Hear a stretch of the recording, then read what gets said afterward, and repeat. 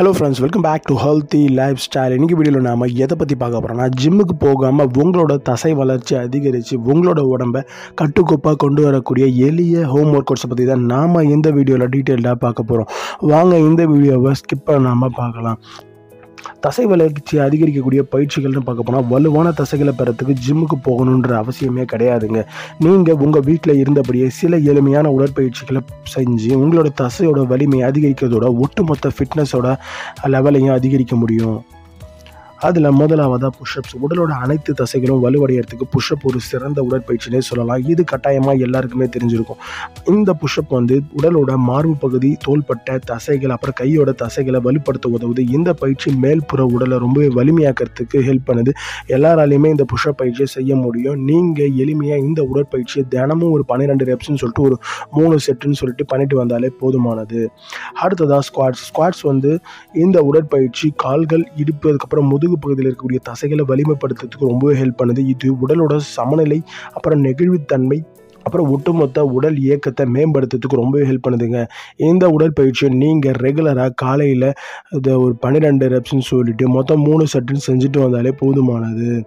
அடுத்ததாக லஞ்சஸ். இந்த பயிற்சி இடுப்புக்கு கீழே இருக்கக்கூடிய தசைகளை வலுப்படுத்துறதுல ஒரு முக்கிய பங்கு வகிக்குதுன்னே சொல்லலாம். குறிப்பாக கால்களில் இருக்கக்கூடிய தசை பகுதியை வலிமைப்படுத்துறதுக்கு இந்த லஞ்சஸ் உடற்பயிற்சி ரொம்பவே ஹெல்ப் பண்ணுது. இந்த உடற்பயிற்சி நீங்கள் 12 ரெப்ஸ்ன்னு சொல்லிட்டு மொத்தம் 3 செட்டுன்னு ஆரம்பத்தில் செஞ்சுட்டு வரது ரொம்பவே நல்லது. அடுத்ததாக பிளாங்க் உடற்பயிற்சின்றது இடுப்புக்கு மேலே இருக்கக்கூடிய பகுதிகளுக்கும் வயிற்று பகுதிக்கும் நல்ல வலிமை சேர்க்கக்கூடிய ஒரு சூப்பரான பயிற்சிங்க. மேலும் இது உடலோட தோரணையை சீராக்க உதவுது. உடலில் இருக்கக்கூடிய கலோரிகளை எரிக்கிறதுக்கும் ரொம்பவே ஹெல்ப் பண்ணுது. இந்த பிளாங்க் உடற்பயிற்சியால் உங்களோட வயிற்று பகுதி ரொம்பவே கட்டுமஸ்தாக மாறும். அடுத்ததாக ட்ரைசப் உடற்பயிற்சி மார்பு, தோள்பட்டையை டார்கெட் பண்ணி பண்ணக்கூடிய ஒரு சூப்பரான உடற்பயிற்சின்னு சொல்லலாம். எந்தவித எக்யூப்மெண்ட்ஸும் இல்லாமல் நீங்கள் சாதாரணமாக உங்களோட கைகளை பயன்படுத்தி வீட்டிலேயே செஞ்சிட முடியும் இந்த உடற்பயிற்சியை. அடுத்ததாக பைசைக்கிள் கிரன்ச்ன்ற உடற்பயிற்சி உடலோட மைய தசைகளை வலிமைப்படுத்துறதுக்கு ரொம்ப ஹெல்ப் பண்ணுது. குறிப்பாக உங்களோட அடி வயிற்று தசைகளை இறுக்கமாக வலுப்படுத்துறதுக்கு ரொம்ப ஹெல்ப் பண்ணுதுங்க. மேலும் உடலோட ஒட்டுமொத்த நிலைத்தன்மையை மேம்படுத்துறதுக்கும் ஹெல்ப் பண்ணுது. அடுத்ததாக லெக் ரைஸ் உடற்பயிற்சி அடி வயிற்று பகுதியை டார்கெட் செஞ்சு மையப்பகுதிக்கு கூடுதல் வலிமை சேர்க்கறதோட நிலைத்தன்மையை அதிகரிக்கிறதுக்கு ரொம்ப ஹெல்ப் பண்ணுது. அதே நேரம் தொப்பை கொழுப்பை கரைக்கிறதுக்கு ரொம்ப ஹெல்ப் பண்ணுது. தொப்பை பிரச்சனை இருக்கிறவங்க கட்டாயமாக இந்த லெக் ரைஸ் பயிற்சியை செஞ்சுட்டு வரதன் மூலியமா நாளடைவில் அந்த தொப்பை கொஞ்சமாக கரைஞ்சி, கொழுப்புகள் கரைஞ்சி ஃபிட்டான ஒரு ஸ்லிம்மான பெல்லியை பெற முடியும். கடைசியாக நான் சொல்கிறது என்னென்னா, தசையை வலிமையாக்கணும்னு விரும்புனீங்கன்னா இந்த உடற்பயிற்சிகளை தொடர்ச்சியாக செஞ்சுட்டு வரணும்.